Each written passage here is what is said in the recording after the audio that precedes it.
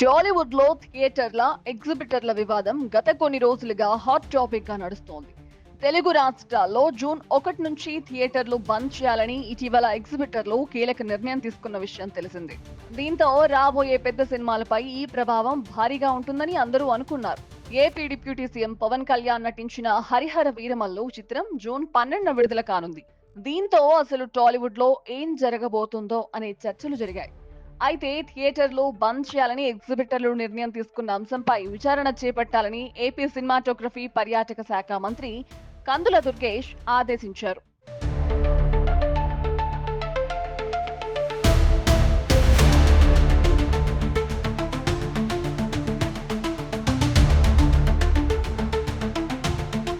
Cinema హాళ్లు బంద్ చేయాలని ఎగ్జిబిటర్లు తీసుకున్న నిర్ణయం వెనుక ఎవరున్నారో తెలుసుకోవాలని హోంశాఖ ముఖ్య కార్యదర్శికి మంత్రి దుర్గేష్ ఆదేశాలు జారీ చేశారు.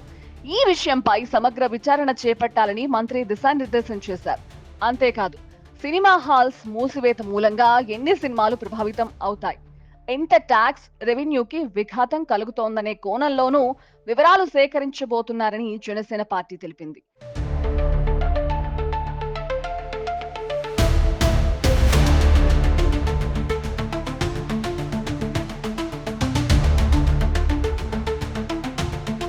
మన రాష్ట్రంలో సినిమా పరిశ్రమపై ఆధారపడి వేలాది మంది జీవిస్తున్నారని మంత్రి దుర్గేష్ తెలిపారు. ఈ రంగాన్ని అడ్డు పెట్టుకుని అనవసర వివాదాలు సృష్టించే ప్రయత్నాలు చేస్తే సహించేది లేదని ఆయన హెచ్చరించారు. పరిశ్రమలో ఉన్న శ్రమజీవుల హితాన్ని దృష్టిలో పెట్టుకుని ముందుకు సాగుతామని చెప్పారు. కారకులు ఎవరైనా సరే వదిలిపెట్టేది లేదని మంత్రి దుర్గేష్ ట్వీట్ చేశారు.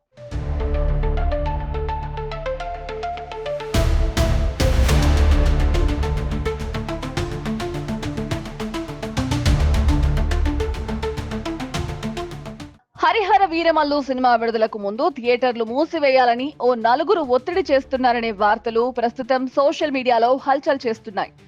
అసలు ఇన్నాళ్లుగా లేని థియేటర్ల సమస్య ఇప్పటికిప్పుడు ఎందుకు గుర్తొచ్చాయి? హరిహర వీరమల్లును అడ్డుకోవడమే ఆ నలుగురు ఎజెండా అంటూ తెలుగు రాష్ట్రాల్లో ఈ వార్త ప్రస్తుతం సంచలనంగా మారింది.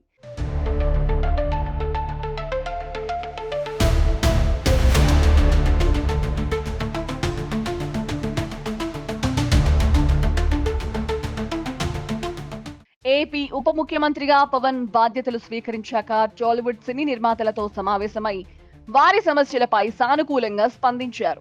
తెలుగు సినీ పరిశ్రమ అభివృద్ధి కోసం చేయూతనిస్తున్నారు. అసలిప్పుడు వినిపిస్తున్న ఈ అద్దె పర్సంటేజీ అనే డిమాండ్ ఈ రోజుది కాదు. దశాబ్ద కాలం ముందు నుంచి ఈ డిమాండ్ ఉంది. గతంలో మాదిరి సినిమాలు వారాల తరబడి వెండి తెరపై ఉండడం లేదు. పైరసీకి బెడదతో ఎక్కువ స్క్రీన్స్ లో రిలీజ్ చేస్తున్నారు. ఈ క్రమంలో ఎగ్జిబిటర్లు తమ యాజమాన్యంలోని హాళ్లను లీజు ప్రాతిపదికన అద్దెకిచ్చేశారు. ఇలా లీజుకు తీసుకున్న ఆ నలుగురు ఒక సిండికేట్ లా మారి నిర్మాతలను శాసించడం మొదలుపెట్టారట.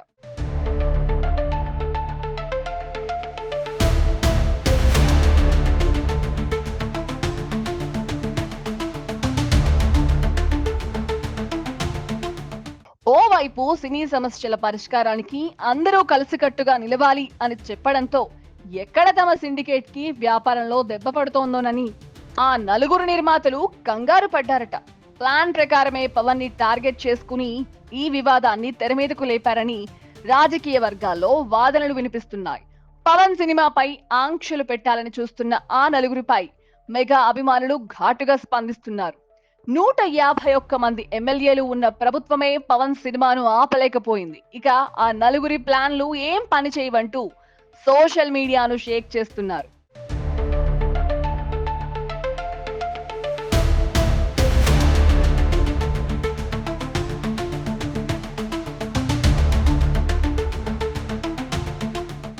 ఇది సోషల్ మీడియా కాలం. ఎవరి ఆట ఏంటో అందరికీ క్షణాల్లోనే వెల్లడవుతోంది. తమ సినిమాల విడుదల సమయంలో ఎవరు ఎలాంటి విన్యాసాలు చేశారో కూడా ప్రేక్షకులు ప్రజలు మర్చిపోలేదు. రేపటి రోజున ఆ నలుగురు నిర్మాతల సినిమాలు వచ్చిన రోజు మూల్యం చెల్లించుకోక తప్పదని మెగా అభిమానులు హెచ్చరిస్తున్నారు.